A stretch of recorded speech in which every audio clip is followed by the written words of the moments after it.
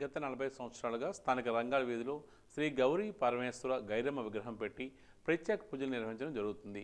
ప్రతి ఏటా దీపావళి వెళ్ళిన తర్వాత వచ్చే ఏకాదశి రోజున గైరమ్మ నందమ్మలను పెట్టి మళ్ళీ నెలగంటు పెట్టిన ముందు శనివారం నాడు అనుపు కార్యక్రమం నిర్వహిస్తారు. అందులో భాగంగా ఈ ఏడాది కూడా గైరమ్మ పూజలు నిర్వహిస్తున్నారు. అందులో భాగంగా ప్రత్యేక పూజలో భాగంగా అమ్మవారికి సుమారు 108 రకాల స్వీట్లు పళ్ళుతో అమ్మవారికి నగర వీధుల్లో ఊరేగింపు కార్యక్రమం జరుగుతుంది. ఈ ఊరేగింపులో అత్యధికంగా మహిళలు పాల్గొని తమ యొక్క మొక్కులు చెల్లించుకున్నారు. ఈ కార్యక్రమంలో కమిటీ సభ్యులు కాళ్ళ శ్రీనివాసరావు, కాళ్ళ ప్రసాద్, కర్రి రవికుమార్, నాయుడు, సురేష్ తదితరులు పాల్గొన్నారు.